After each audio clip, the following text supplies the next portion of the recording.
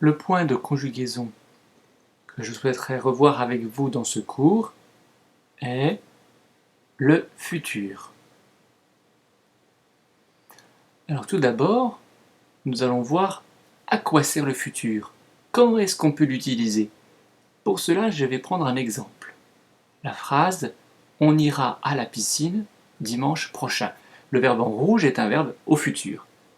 Et bien quand on dit « On ira à la piscine dimanche prochain », cela veut dire que l'action d'aller, l'événement dont je parle, se situe après, c'est la petite étoile, l'événement dont je parle se situe après le moment où je parle. Quand je suis en train de parler, je n'ai pas encore fait l'action et je ne vais la faire que plus tard. Ensuite, comment se conjugue ce futur? Je prends un deuxième exemple, les arbres pousseront bien si on les arrose.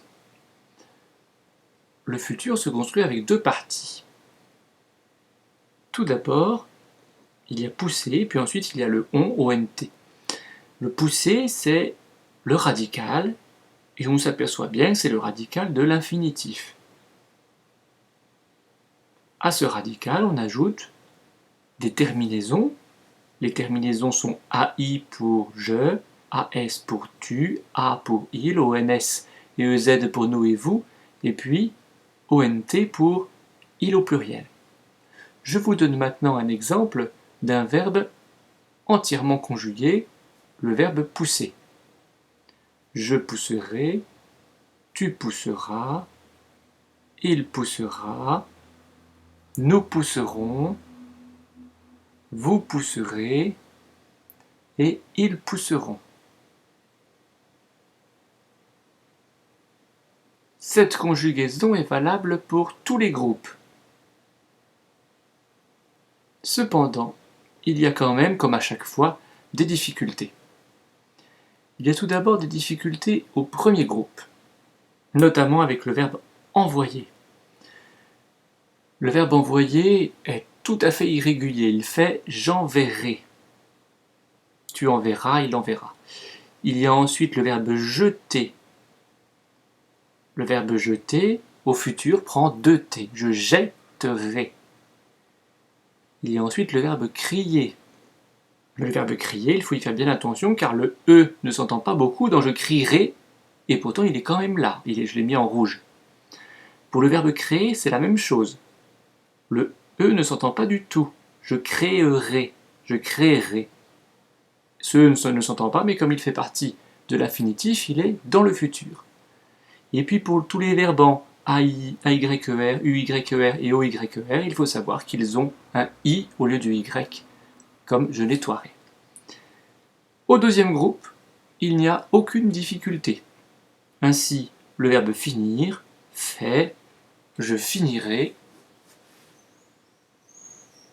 À l'infinitif, on rajoute la terminaison de la première personne. Au troisième groupe, il y a de nombreuses difficultés comme d'habitude, et je vous donne ici les premières personnes des verbes difficiles. Faire donne je ferai. Attention, AI dans un cas, E dans l'autre. Faire, je ferai. Pouvoir, je pourrai. Avec deux R comme je les mets en rouge. Mourir, je mourrai.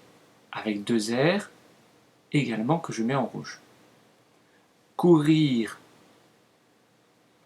je courrai, c'est aussi avec deux R, hein, retenez bien pouvoir, mourir, courir. Prennent deux R, pourrai, mourrai, courrai. Savoir, fait je saurai. Et je vous demande de bien faire attention à ne pas le confondre avec être, qui fait je serai. Il y a une différence entre je saurai et je serai, entre savoir et être au futur. Il y a enfin le verbe aller, qui est complètement irrégulier, qui utilise un autre radical, j'irai, et puis il y a aussi avoir, qui fait j'aurai. Il y a ensuite des difficultés dans les terminaisons. Ces difficultés ne sont pas extrêmes, il faut juste faire attention à bien différencier la première personne du pluriel, nous pousserons, de la troisième personne du pluriel, ils pousseront, l'un prend ONS, l'autre prend ONT, il faut faire très attention et je poserai ce genre de piège dans les exercices.